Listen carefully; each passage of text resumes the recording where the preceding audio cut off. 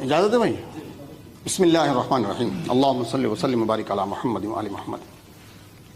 آپ حضرات بخوبی سن رہے ہیں اور یہ آڈیو ویڈیو ریکارڈ بھی ہو رہا ہے۔ میں نے فریق مخالف سے صرف ایک ہی سوال کیا، بڑا چھوٹا سا، ابھی تو ابتدا عشق ہے، روتا ہے کیا، آگے آگے دیکھیے ہوتا ہے کیا۔ اول کیا ہے؟ کتاب اللہ، سب سے پہلے کیا چیز ہے؟ کتاب، اور اس کے بعد کیا ہے؟ حدیث۔ تو جب آپ نہ قرآن سے حدیث پیش کر پا رہے، نہ قرآن سے اپنی بات کو ثابت کر پا رہے ہیں، نہ حدیث سے ثابت کر پا رہے ہیں، تو آپ تو نچلے طبقے پہ جا رہے ہیں۔ یا تو یوں کہیے کہ بھئی میرے بس کی بات نہیں ہے، میں پھر جو ہے نچلے طبقے پہ آ کے بات کرتا ہوں کہ میں قرآن اور حدیث سے جو میں نے بات کہی ہے اس کو ثابت نہیں کر سکتا، پھر بات آگے بڑھ جائے گی۔ اور اگر واقعی میں آپ قرآن حدیث کو مانتے ہیں اول درجے پر، تو پھر آپ کو یہ ثابت کرنا پڑے گا کہ مناظر کے لیے باسند ہونا ضروری ہے۔ جی، میرا سوال ہے، جب تک آپ میرے سوال کا جواب نہیں دیں گے میں آگے نہیں بڑھنے دوں گا۔ قرآن اور حدیث، جی، اور یہ جو آپ دلائل دے رہے ہیں نا، ادلہ اربعہ کی بات کر رہے ہیں، میں بھی بہت جانتا ہوں، لیکن سب سے پہلے کیا ہے؟ قرآن۔ بولو بھائی قرآن ہے کہ نہیں؟ میں آپ لوگوں سے پوچھتا ہوں، سب سے پہلے نمبر پہ کیا ہے؟ آپ لوگ بتائیے، عالم دین ہے کہ نہیں؟ بتائیے، حال ہے مطلب قرآن کے لیے کہنے کے لیے تیار ہے؟ ہاں میں پوچھ رہا ہوں، نہیں پہلے قرآن ہے کہ نہیں؟ آپ ادھر آپ نہ بولے، آپ نہیں بولے، آپ کو بولنے کا مجاز نہیں، خاموش۔ تو یا تو مفتی صاحب یہ کہتے ہیں کہ میں قرآن حدیث سے سند کی بات ثابت نہیں کر سکتا، تو پھر میں بات آگے بڑھاتا ہوں، اور اگر ثابت کر سکتے ہیں تو کریں۔ جی ٹھیک ہے، یہ میرا سوال ہے۔ بسم اللہ الرحمن الرحیم۔ بات آپ کی پوری ہو گئی؟ ہاں پوری ہوگی۔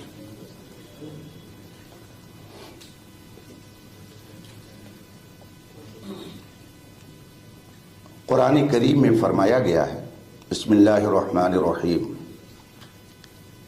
انما یخشی اللہ من عبادہ العلماء۔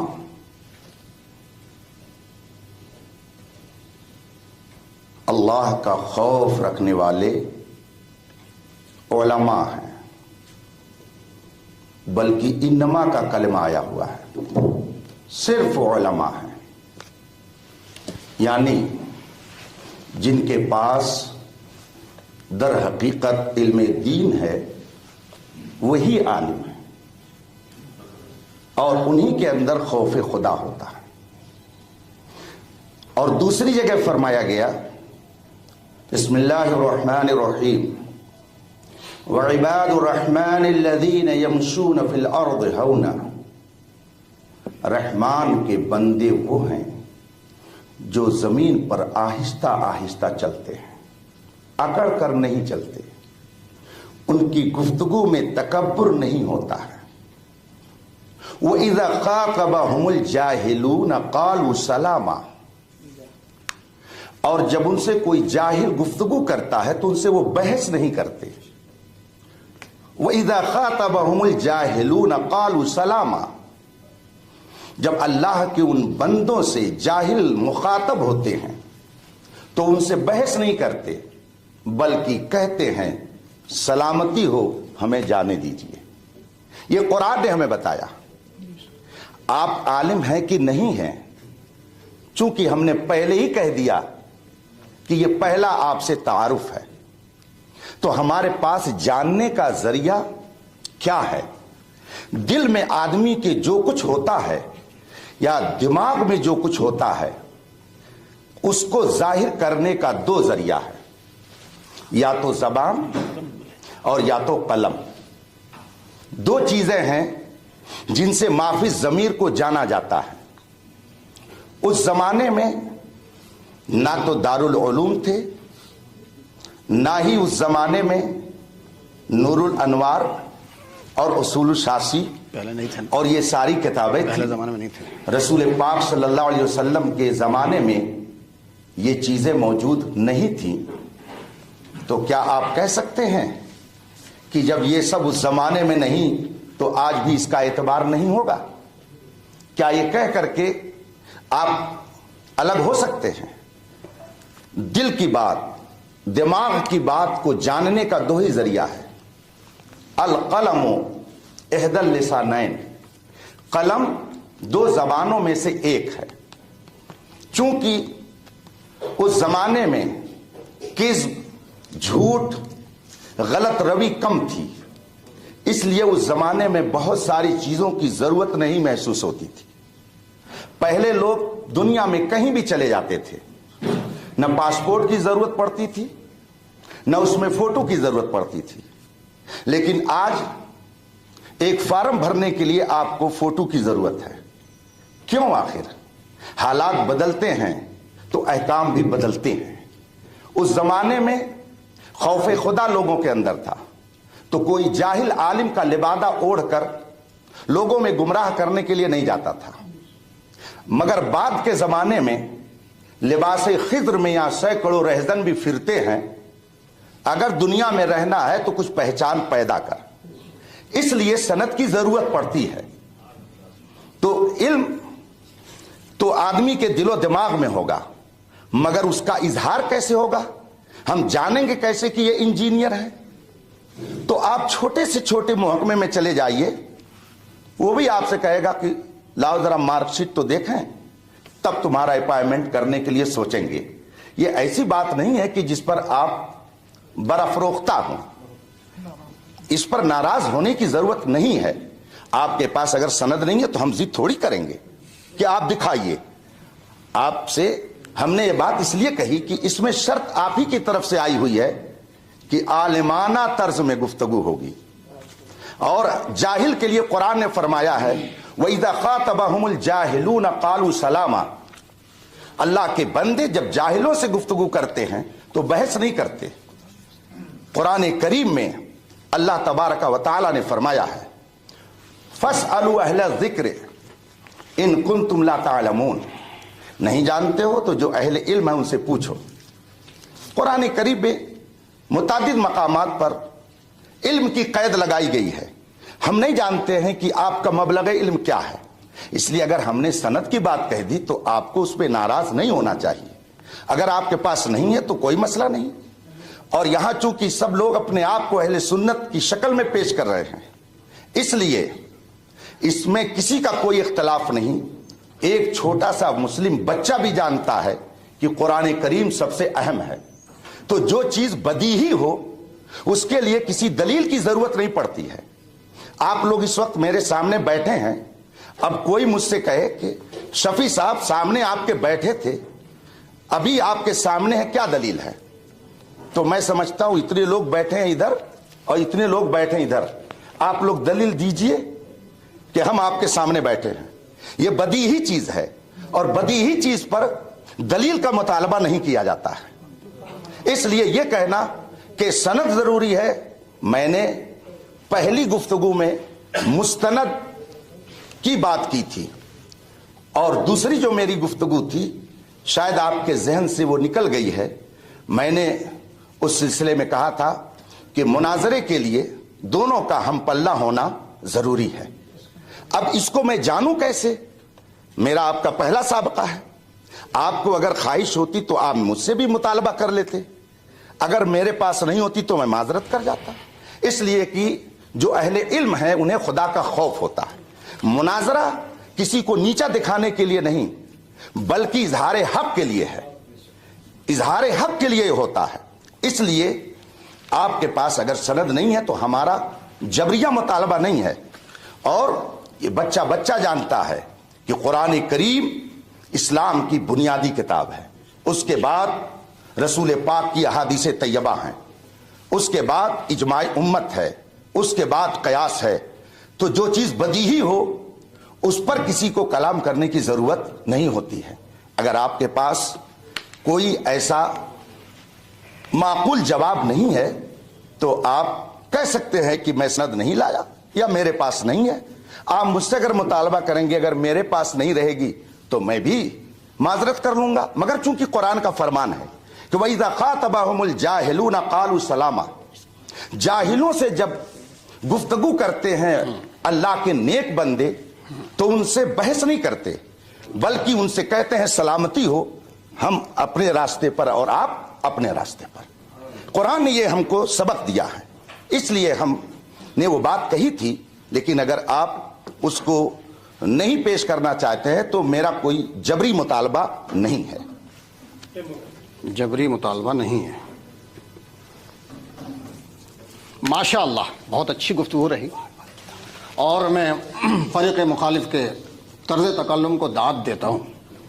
بہت اچھی تقریر کی, ادھر ادھر کی باتیں بھی کی, مگر ہمارے سوال کا جواب نہیں دیا اور خود اقرار کر لیا کہ رسول کے زمانے میں سندیں نہیں ہوتی تھیں. حضرت معذرت صاحب لیٹر کے مطابق جو ہے خط جو دیا گیا ہے اس میں جو ہے ہونا ضروری ہے. تو اب ہمارے حضرت کیا بول رہے ہیں, آپ کہاں سے پا رہے ہیں؟ میرے بھائی سن تو لیں, آپ بیچ میں نہ بولیں, ابھی بات کر ہم سن تو دیکھیے. ہاں مجھے جواب دینے دے بھائی صاحب, بیچ میں نہ بولیں, جواب دینے دیں مجھے. ہاں اب بیچ میں نہ بولیں آپ, یہ خلاف قانون ہے مناظرے کے لیے. قرآن اور صحیح حدیث کے مطابق حضرت نے میرے سوال کا جواب نہیں دیا. آپ سارے حضرات سن بھی رہے ہیں اور دیکھ بھی رہے ہیں, اور یہ کہا کہ رسول کے زمانے میں سند نہیں ہوتی تھی. جب رسول کے زمانے میں سند نہیں ہوتی تھی تو پھر اب آپ مطالبہ کیوں کر رہے ہیں؟ دوسرا جواب انہوں نے کیا دیا کہ ہم جبراً سند کا مطالبہ نہیں کر رہے, مطالبہ کر بھی رہے ہیں اور کہہ رہے کہ ہم مطالبہ نہیں کر رہے. تو جبری کہا نا, جبری کہا نا بھی. ارے تو بھیا مادہ تو ہے نا اس میں جی. تو یہ تو واضح ہو گیا سب کے سامنے کہ مفتی صاحب ہمارے فریق مخالف قرآن اور حدیث سے سند کی دلیل نہیں دے پائے. اب دیکھیے, مجھے تو صرف یہ دیکھنا تھا کہ یہ دلیل دے پائیں گے یا نہیں دے پائیں گے, لیکن نہیں دے پائے. الحمدللہ رب العالمین. قرآن عظیم میں اللہ نے ارشاد فرمایا وَفَوْقَ كُلِّ ذِي عِلْمٍ عَلِيمٍ, ہر علم والے کے اوپر ایک علم والا ہے, اور یہ سلسلہ اللہ تبارک و تعالیٰ تک پہنچتا ہے. اگر کوئی یہ کہ میں بہت بڑا عالم ہوں تو پھر اس کا مطلب یہ ہے کہ اس کو غرور ہے, کیونکہ سب سے بڑا عالم اللہ تبارک و تعالیٰ ہے قرآن کے مطابق. وَفَوْقَ كُلِّ ذِي عِلْمٍ عَلِيمٍ. تو اللہ تبارک و تعالیٰ نے جتنا مجھے علم دیا ہے, اگر یہ کوئی یوں کہے کہ صاحب میں بہت بڑا عالم ہوں تو یہ اس کا دعویٰ جھوٹا ہے. اگر عربی جانتا ہوگا تو سنسکرت نہیں جانتا ہوگا, سنسکرت جانتا ہوگا تو فارسی نہیں جانتا ہوگا. یہ ہر علوم اس کے پاس نہیں ہوتے, کسی نہ کسی علم میں جاہل ہوتا ہے, سب علم میں وہ ماہر نہیں ہوتا ہے. تو الحمدللہ مفتی صاحب تو جواب نہیں دے پائے, اور یہ میرے پاس 2 سندیں ہیں. کتنی سندیں بھیا, ذرا ادھر فیکس کرو, کتنی سندیں ہیں؟ 2 سندیں ہیں. ہاں ایک منٹ, ابھی بات پوری ہونے دے, بات میں خود دکھاؤں گا.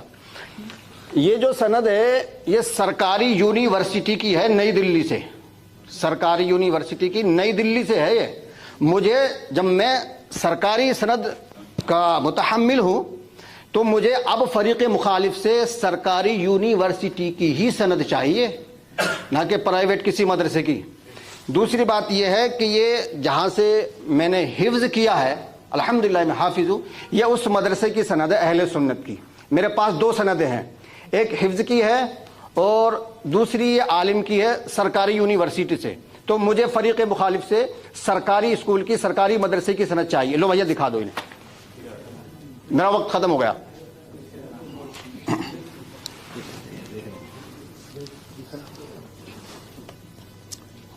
ہو گیا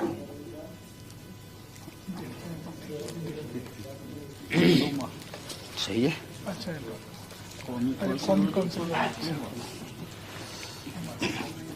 تشریف رکھیں آپ لوگ, لائیے بیٹھیں آپ لوگ. بسم اللہ الرحمن الرحیم. رفیقان محترم,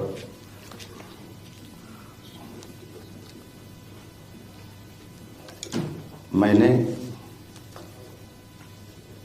شروع میں اسی لیے یہ بات کہی تھی کہ آپ کا تعلق کس جماعت سے ہے. آپ نے اس بات کا اقرار کیا کہ ہم اہل سنت و جماعت ہیں, اور اہل سنت و جماعت کے نزدیک علماء اہل سنت کے نزدیک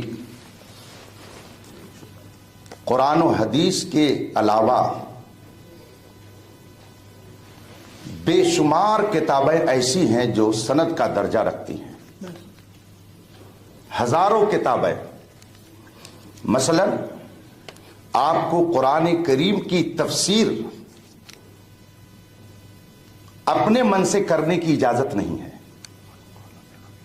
رسول پاک صلی اللہ علیہ وسلم نے ارشاد فرمایا، من کذب علی متعمدا فلیتبوأ مقعدہ من النار، من قال فی القرآن برأیہ فلیتبوأ مقعدہ من النار، جو میرے اوپر جھوٹ باندھے وہ بھی اپنا ٹھکانہ جہنم بنائے، اور جو قرآن میں اپنی رائے سے اور اپنے من سے جس کی تائید اقوال صحابہ اور ائمہ سے نہ ہوتی ہو، اپنی طبیعت سے قرآن میں کچھ کہے، رسول کریم صلی اللہ علیہ وآلہ وصحبہ وسلم فرماتے ہیں کہ وہ بھی اپنا ٹھکانہ جہنم بنا دے۔ تو قرآن کی تفسیر کو جاننے کے لیے تفسیر کی معتبر کتابیں ہیں، حدیث کی شرح کو جاننے کے لیے حدیث کی بہت ساری معتبر کتابیں ہیں، اسی طریقے سے اصول مناظرہ کو جاننے کے لیے یہ مستند کتاب ہے۔ اگر ان کے نزدیک یہ کتاب مستند نہیں ہے تو انکار کر سکتے ہیں، لیکن چونکہ اپنے آپ کو یہ اہل سنت سے کہتے ہیں اس لیے مجھے یہ امید نہیں ہے کہ وہ انکار کریں گے۔ ہمارے نزدیک جس طرح سے قرآن اور حدیث دلیل ہے، اسی طریقے سے معتبر علماء کی کتابیں اور ان کے ارشادات بھی دلیل ہیں، اور انہوں نے بے دلیل وہ باتیں نہیں کہی ہیں۔ آپ کہہ رہے ہیں کہ انہوں نے قرآن سے کوئی ثبوت نہیں دیا، جبکہ میں نے قرآن کی آیت پڑھی، وَإِذَا خَاطَبَهُمُ الْجَاهِلُونَ قَالُوا سَلَامًا، قرآن خود کہتا ہے جاہلوں سے مباحثہ مت کرو، عالموں سے کرو، یہ قرآن کا حکم ہے۔ اور آپ چونکہ قاری صاحب معذرت چاہتا ہوں، آپ نے جو سند دکھائی ہے یہ عالم کی سند نہیں ہے، کہیں آپ نے دو چار کتابیں اردو کی پڑھ لی ہوں گی اور یہ ڈپلومہ ہے جو آپ نے لے لیا ہے، اس کا مطلب آپ کے پاس عالم کی سند نہیں ہے۔ اور مناظرہ کے لیے دونوں کا برابر ہونا ضروری ہے۔ آپ کو میں عبارت پڑھ کے سنا دیتا ہوں، قسم کھا کے کہتا ہوں قاری صاحب آپ یہ عبارت عربی کی نہیں پڑھ سکتے ہیں، خدا کی قسم نہیں پڑھ سکتے ہیں۔ اگر پڑھ سکتے ہیں تو عبارت یہ ہے، آپ اس کو پڑھ کر کے اس کا ترجمہ بتائیے، اور نہیں تو پھر میں ابھی اس کا مطلب بتاتا ہوں۔ آپ نے جو سند پیش کی ہے یہ اردو پڑھنے والوں کی جو ڈپلومہ کرتے لوگ گھر پہ بیٹھ کر کے، یہ عالم کی سند نہیں ہے۔ آپ لوگ نہیں بولیں، چپ بیٹھے رہیں، یہ کتاب ان کو دے دیجئے، اگر وہ پڑھ کر کے اس کا مطلب بتا دیتے ہیں تو پھر میں یہ تیسری بار ان کے سامنے پڑھ رہا ہوں۔ تم بیٹھو بیٹھو، آپ لوگ دیکھیے حالات اور سمجھیے۔ اب میں اگر ہم چونکہ اہل سنت و جماعت سے ہیں، ہم اپنے اکابر کو قابل اعتبار مانتے ہیں، ان پر ہمارا اعتماد اور بھروسہ ہے، اور یاد رکھیے یہ کوئی ایسے عالم نہیں ہے کہ جن کو آپ بریلوی کہہ کر کے نظر انداز کر دیں۔ ان کا انتقال 1083 ہجری میں ہوا، گویا تقریباً 400 سال پہلے کی یہ کتاب ہے۔ یہ 400 سال پہلے، گنتی میں ادھر ادھر ہو سکتا ہے۔ اس میں یہ لکھتے ہیں کہ مناظرہ کو مناظرہ کیوں کہا جاتا ہے، اس کی وجہ یہ بیان کرتے ہیں کہ اس میں اس بات کی طرف اشارہ ہے۔ میں عربی عبارت اس لیے نہیں پڑھوں گا تاکہ وہ دوبارہ اس کو نقل نہ کر سکے، ترجمہ پڑھ رہا ہوں، عبارت وہ پڑھ دیں، پوری مجلس پر ان کا احسان ہوگا، پوری مجلس پر ان کا احسان ہوگا۔ ینبغی ان یکون المناظران، اب آگے میں نے اس لیے اتنی پڑھ دی کہ آپ لوگوں کو یہیں سے پڑھ کر کے وہ سنائیں گے، جس میں لکھا ہوا ہے دونوں مناظر کے لیے یہ ہونا چاہیے کہ وہ ہم پلہ ہوں، ان میں سے کوئی بہت بلند نہ ہو اور کوئی بہت نیچا نہ ہو، ورنہ گفتگو نہیں ہوگی بلکہ آپس میں جھگڑا ہو سکتا ہے۔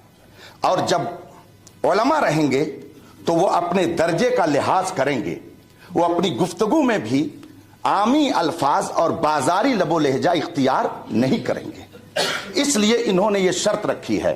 اور یہ کتاب جو میرے ہاتھ میں ہے رشیدیہ، اور پھر اس کے مصنف کی تاریخ وفات 1083 ہجری ہے، یہ 1446 ہجری چل رہا ہے۔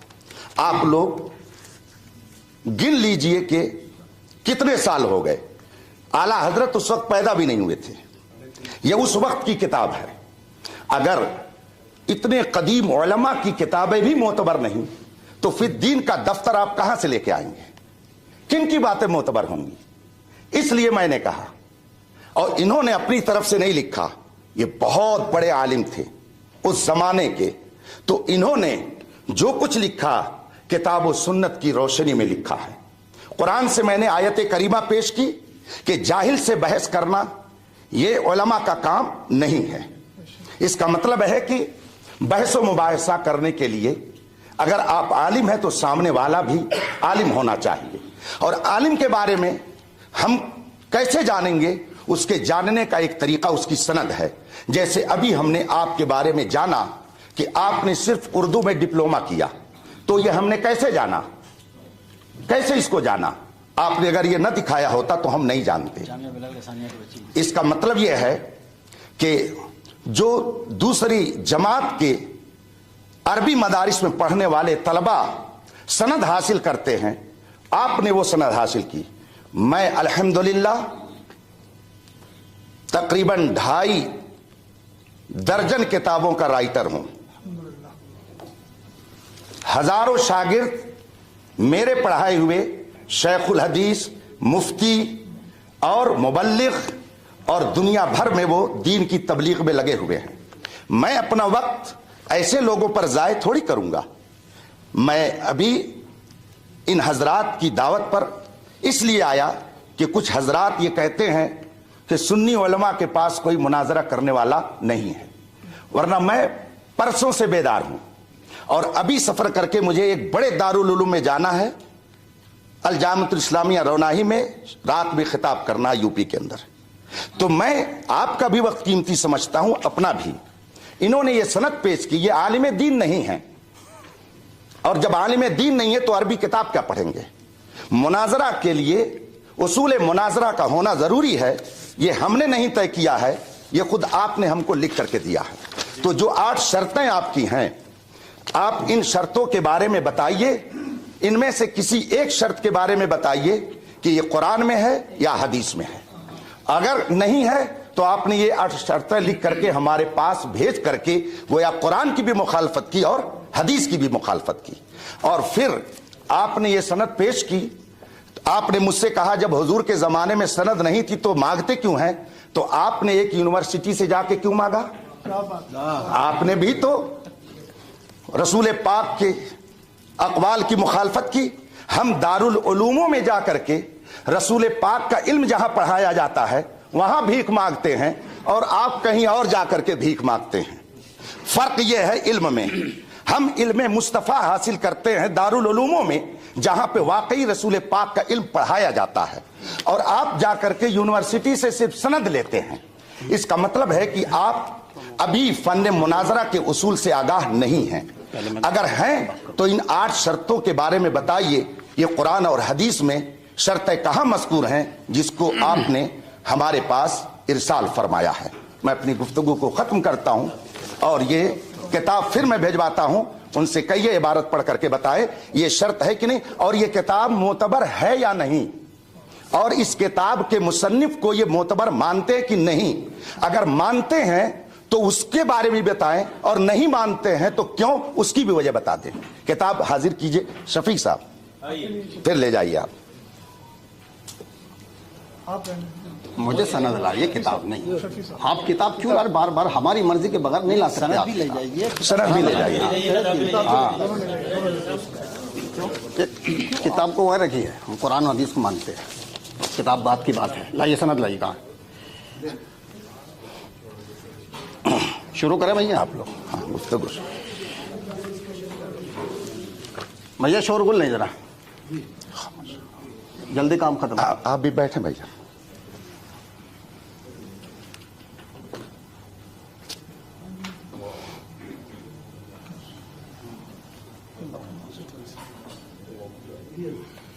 کام کر رہے ہیں، خلل واقع ہوگا.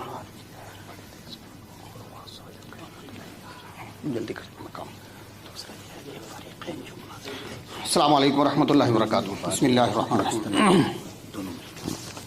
حضرات، ابھی آپ نے ہمارے فریق مخالف کو سنا تو کچھ اس میں خلاف ادب باتیں مجھے تو لگی، پتہ نہیں آپ کو لگی کہ نہیں لگی. جیسے کہ بار بار لفظ جاہل کا استعمال کرنا آپ کے لیے اور بھیک مانگنا، تو یہ اخلاق سے گری ہوئی باتیں ہیں. بھیک مانگنا، جاہل کہنا. اگر نعوذ باللہ من ذالک ہم اگر جاہل ہوتے تو مناظرہ نہیں کرتے. ہم نے آپ سے ایک ہی سوال کیا تھا، وہ قرض آپ کے اوپر باقی ہے، آپ نے جواب نہیں دیا. اور رہی بات اس کی مناظرے کی کتاب کی، تو یہ ایک عالم کی لکھی ہوئی کتاب ہے، یہ مخلوط بھی ہے، مشکوک بھی ہے. اس کا لکھنے والا عالم معصوم نہیں ہے، یا اس پر ایمان لانا ضروری نہیں ہے. ہمارا اصل جو ہے وہ ہے قرآن اور حدیث.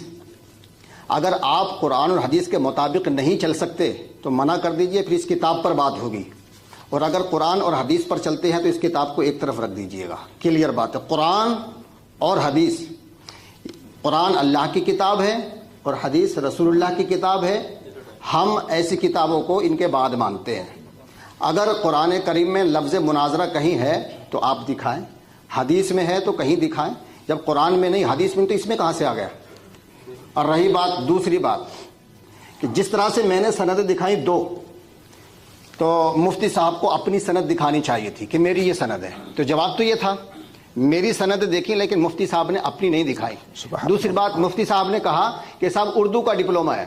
صحیح سے ان کو اردو پڑھنی بھی نہیں آتی ہے. وجہ کیا ہے؟ عربی اور اردو، ابھی آپ دیکھ سکتے ہیں، عربی اردو کا ڈپلوما ہے. تو پہلا سوال تو یہ تھا کہ مفتی صاحب اپنی سند دکھاتے. دوسری بات، قرآن اور حدیث کے مطابق بات کرتے. ایک عالم کی لکھی ہوئی جس میں صحیح بھی ہو سکتا ہے، غلط بھی ہو سکتا ہے، کیسے یقین کر لیں ہم اس پہ؟ یا تو آپ یوں کہتے کہ قرآن و حدیث پر ہمارا یقین نہیں ہے تو پھر اس کتاب پر بات ہوتی ہے. اگر یقین ہے تو قرآن حدیث کی روشنی میں بات کریں نا. قرآن حدیث کی روشنی میں بات کیوں نہیں کرتے آپ؟ لیجیے مولانا صاحب، کتنا ٹائم ہمارا؟ بات ہو گئی، 5 منٹ ہے نا؟ بات ہو گئی. بات ابھی نہیں، ابھی 5 منٹ ہے ہمارے 5 منٹ ہیں ابھی.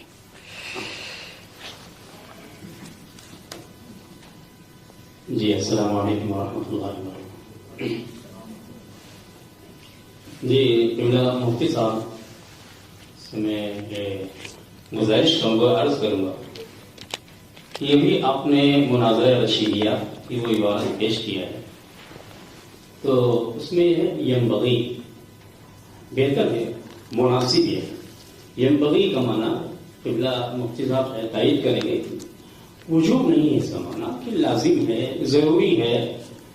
اور سند، جیسے ابھی قبلہ مفتی صاحب نے فرمایا کہ یہ کتاب 400 برس پرانی ہے. آپ کے جو مؤلف مصنف ہیں حضرت علامہ رشید احمد جونپوری رحمۃ اللہ علیہ، ان کا زمانہ جو ہے 400 برس پہلے کا ہے. اس سے پہلے تو کیا اہل سنت اس سے پہلے نہیں تھے؟ کیا اس سے پہلے مناظرے نہیں ہوتے تھے؟ اور اس کے اوپر چلے جائیں گے. یہ جو اصطلاحات ہیں، مناظرے کی اصطلاحات یا فقہ کی تفسیر، اصول تفسیر، فقہ، اصول فقہ کی جتنی بھی اصطلاحات ہیں، نو، صرف و نو، یہ سب کی سب اصطلاحیں، ساری اصطلاحیں زمانے نبوی کی نہیں. حتیٰ کہ کیا ہے، حضرات صحابہ کرام رضوان اللہ علیہم اجمعین، حتیٰ کہ دور تابعین کی بھی یہ اصطلاحیں بہت سی کچھ ہیں، لیکن کچھ اصطلاحیں نہیں ہیں. تو سوال یہ، کیا 400 برس پہلے اہل سنت نہیں تھے؟ کیا 400 برس پہلے مناظرے نہیں ہوتے تھے؟ بہتر ہے کہ علم میں دونوں ہم کیا کرنا ہو. دوسری چیز، علم کا تعلق سند سے نہیں ہوتا ہے. کتنے لوگ ہیں، کتنے بڑے بڑے دارالعلوم کی سندیں لیے بیٹھے ہیں، لیکن یقیناً ان سے بھی عربی عبارت خانی نہیں آتی. تو کیا اگر وہ جہاں آپ مفتی صاحب خدمت انجام دے رہے ہیں اس ادارے کی. آپ بھی معلوم کہ بہت سے طلبہ ہیں کہ جو سند حاصل کرتے ہیں، اچھے نمبرات ملتے ہیں، لیکن ان کے اندر کوئی لیاقت صلاحیت نہیں ہوتی، عبادت خانی پر ان کو قدرت نہیں ہوتی ہے. تو پتہ کیا تھا کہ صرف سند ہی علم ہے. جو آپ نے فرمایا علم میں برابر ہونا ضروری ہے، اس سے ہم بالکل اتفاق کرتے ہیں کہ ہاں علم میں برابر ہونا مناسب ہے، بہتر ہے، ضروری واجب نہیں ہے. کیا کوئی شخص اگر آئے دوسرے کیا ہے مذہب سے تعلق رکھنے والا اور وہ اپنے مذہب کا نمائندہ نہیں ہے لیکن وہ مذہب اسلام پہ اعتراض کرتا ہے، تو کیا علماء کی ذمہ داری نہیں ہے جواب دینا؟ جی نہیں، سوال جواب وقت نہیں ہے. یہ مناظرہ جو ہے، تو ابھی میں نے دوسری طرف سے عرض کیا تھا کہ جیسے کہ مباحلے کے تعلق سے فرمایا کہ وہاں مباحلے کا ذکر ہے، مباحلہ اور ہے، مناظرہ اور ہے. تو قرآن مجید میں کہیں پر مناظرے کا ذکر نہیں آ سکتا ہے، جہاں کہیں بھی حق و باطل کی مابین مارکا آرائی ہوئی ہے، کہیں پر بھی قرآن مجید میں مناظرے کا ذکر نہیں ہے. احتجاج کا ہے، حاج کا ہے. ٹائم ہو گیا، معذرت چاہتا ہوں. نہیں کوئی بات نہیں، کوئی بات نہیں، آپ میرے پاس آ جائیں. یہ آپ نے میرے پاس ان حضرات کے ذریعے پہنچایا، آپ نے ان کو دیا، مجھے دیا. اب تو یہ جو شرطیں آپ نے لکھی ہیں صوفی اسلامک بورڈ کی طرف سے، تو ماشاءاللہ ان کے ذریعے مجھے مل گئی. آپ میری تحریر کو یا میری دی ہوئی کتاب کو مت مانیں، لیکن جو آپ نے لکھ کے دیا ہے اسے تو مانیں گے. ان سے کہیے کہ ذرا یہ عبارت کیا ہے جو آپ نے لکھ کے بھیجی ہے، ذرا اس کو پڑھ کر کے سنا دیں اور اس کا مطلب بتا دیں. یہ نیچے والی عبارت میں اس پہ نشان لگا دے رہا ہوں. ٹھیک، چلیے یہ لیجئے، چلیے اس کو کہیے قاری صاحب پڑھ کر کے سنا دیں اور اس کا مطلب بتا دیں. یہ آپ ہی کی بھیجی ہوئی ہے، میری نہیں ہے.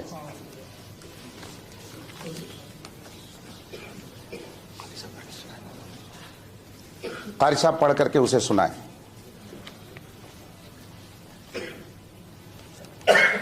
اگر میں پڑھ کے سنا دوں اور اس کا ترجمہ کر دوں اچھا تو ہوگا. بات آگے بڑھے گی. بڑھے گی. ٹھیک ہے، آپ لوگ سن رہے ہیں.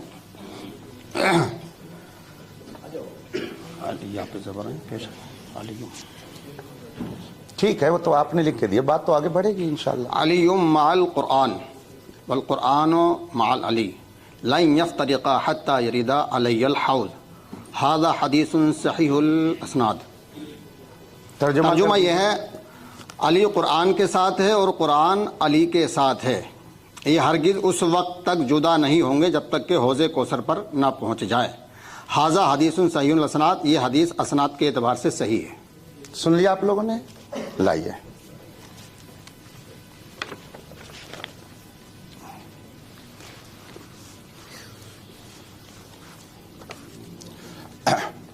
بسم اللہ الرحمن الرحیم. یہ تحریر خود انہوں نے بھیجی ہے اور انہوں نے بھی پڑھ کر کے سنائی ہے. اب چونکہ مجھے معلوم ہو گیا کہ قاری صاحب عالم نہیں ہیں، لیکن بغل میں بیٹھے ہوئے مصباحی صاحب ہیں تو وہ ضرور اس بات کو سمجھیں گے. کیا وہ اس بات کی تائید کریں گے کہ یہ صحیح الاسناد لفظ ہے یا صحیح الاسناد؟ اگر ہاں کہیں تو پھر میں گفتگو کروں، اور اگر نہ کہیں تو پھر میں آگے گفتگو کروں. جی مفتی صاحب، وہ صحیح الاسناد لفظ ہے یا صحیح الاسناد؟ ایک منٹ، بات میری پوری ہو جانے دیجیے. ان کا وقت پر ہو جانا. صحیح اسناد پہ بات کر رہے ہیں. صحیح الاسناد باقاعدہ ریکارڈ ہے، اور اس کو آپ صحیح الاسناد پڑھیں یا صحیح الاسناد، دونوں صورتوں میں ہم یہ ثابت کرنا چاہتے ہیں کہ آپ نے خود ہمارے پاس لکھ کر کے بھیجا ہے کہ جو حدیث معتبر ہوگی وہ سند والی ہوگی. تو آپ نے خود ہی لکھ کر کے بھیجا ہے کہ سند ضروری ہے حدیث کو ماننے کے لیے. اگر حدیث کو ماننے کے لیے سند ضروری ہے تو کیا آپ کو ماننے کے لیے سند کی ضرورت نہیں ہے؟ آپ نے خود یہ لکھ کر کے بھیجا ہے اور اس میں لکھا ہوا، یہ میری تحریر نہیں ہے. تو آپ حدیث رسول کے لیے تو سند چاہیں اور ہم آپ سے گفتگو کرنے کے لیے سند کا مطالبہ نہ کریں. آپ خود لکھ رہے ہیں کہ ہم حضور کی حدیث وہی مانیں گے جس میں سند ہوگی، تو الحمدللہ میں علم والا ہوں، میں بھی اسی سے مناظرہ کروں گا جس کے پاس سند ہوگی۔ اس لیے کہ اگر آپ کے نزدیک کوئی حدیث بغیر سند کے معتبر نہیں تو میرے نزدیک کوئی مناظر بغیر اپنی علمی لیاقت کو بتائے ہوئے معتبر نہیں ہو سکتا۔ اور آپ نے جو عبارت پڑھی ہے، آپ کتب حدیث اٹھا کے دیکھ لیجئے، مناظرے کی کتابیں دیکھ لیجئے، اصول حدیث کی کتاب دیکھ لیجئے، آپ نے جو پڑھا ہے شاید کوئی آپ کی حمایت میں نہ ملے۔ خود آپ کے بغل میں مصباحی صاحب بیٹھے ہوئے ہیں، وہ بھی اس مسئلے میں آپ کی حمایت نہیں کر سکتے۔ اسی لیے میں نے کہا کہ مناظرہ کرنے کے لیے عالم ہونا چاہیے۔ ہم کسی بے علم سے مناظرہ کرنے کے لیے تو نہیں آئے ہیں۔ اور رہی بات یہ کہ آپ جاہل کہہ رہے ہیں، میں الحمدللہ قوت حافظہ صحیح رکھتا ہوں، میں نے آپ کو جاہل نہیں کہا ہے۔ میں نے قرآن کی آیت پڑھی تھی، اگر اس کا ترجمہ کرنا یہ بے ادبی ہے تو آپ بے ادبی کا الزام میرے اوپر نہیں لگا رہے ہیں، قرآن پر لگا رہے ہیں۔ اور آپ نے کتنی بڑی بات یہ کہہ دی کہ یہ بے ادبی کر رہے ہیں۔ میں قرآن پڑھ کر کے سناؤں، قرآن نے فرمایا وَإِذَا خَاطَبَهُمُ الْجَاهِلُونَ قَالُوا سَلَامًا، تو کیا قرآن نے جاہل کہہ کر کے لوگوں کی بے ادبی کی ہے؟ اگر ہم نے بے ادبی کی تو یہ بے ادبی قرآن نے پہلے کی ہے۔ پہلے اس کا آپ جواب دیجئے کہ کیا قرآن کا ترجمہ پڑھ کر کے بتانا اور قرآن کی آیت پڑھ کر کے سنانا بے ادبی ہے؟ اور پھر آپ نے اسے جو غلط پڑھا تو غلط پڑھنے کی بنیاد پر کیا آپ نے ائمہ محدثین کی طرف ایک غلط بات کی نسبت نہیں کی؟ پھر تیسری بات یہ ہے کہ جب آپ صحیح حدیث کے لیے سند چاہتے ہیں تو آپ سے میرا مطالبہ ہے کہ رسول پاک صلی اللہ علیہ وسلم نے کہاں حدیث میں فرمایا کہ میری وہی حدیث ماننا جس کی تمہارے پاس سند ہوگی؟ وہ حدیث بتائیے جس میں رسول پاک نے فرمایا ہو کہ میری کوئی حدیث بغیر سند کے مت ماننا۔ اگر ایسی کوئی حدیث نہیں ہے تو آخر محدثین نے یہ شرط کیوں لگائی؟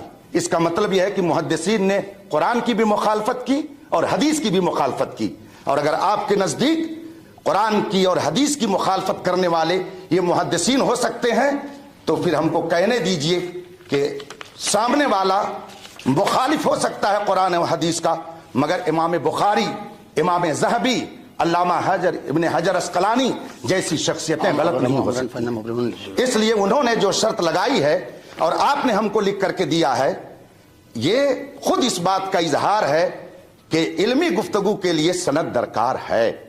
ینبغی کا لفظ آپ نے استعمال کیا کہ یہ ہو سکتا ہے، یہ مناسب کے معنی میں ہو، ٹھیک ہے، لیکن ینبغی کا معنی صرف مناسب ہی نہیں آتا ہے۔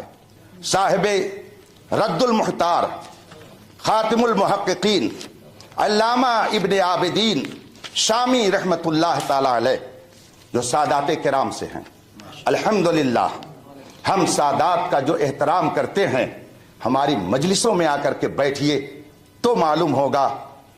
میرے اعلیٰ حضرت نے فرمایا کیسے آقاؤں کا بندہ ہوں رضا، بول بالے میرے سرکاروں کے۔ یہ سرکاروں سے کس کو مراد لیا؟ سادات مارہرا، سادات بلگرام، سادات کالپی۔ ہم لوگ الحمدللہ ان کا احترام دل و جان سے کرتے ہیں، یہ ٹاپک نہیں ہے۔ لیکن علامہ ابن عابدین جو سادات میں سے ہیں، انہوں نے تحریر فرمایا کہ ینبغی کا معنی صرف یستحبو نہیں ہوتا ہے، اس کا معنی یجبو بھی آتا ہے۔ یجبو کا معنی ہوتا ہے ضروری ہے، تو وہ بھی معنی ہو سکتا ہے اور یہ بھی معنی ہو سکتا ہے۔ بہرحال میں نے پہلے ہی کہا تھا کہ اگر آپ کے پاس سند نہیں، مستند عالم نہیں، تو اب مجھے آپ سے جبریہ مطالبے پر کوئی اصرار نہیں ہے۔ آپ نے مجھ سے کہا آپ نے سند نہیں دی، الحمدللہ میری سند خود یہ مفتی شہزاد صاحب ہیں، اس لیے کہ یہ میرے شاگرد ہیں۔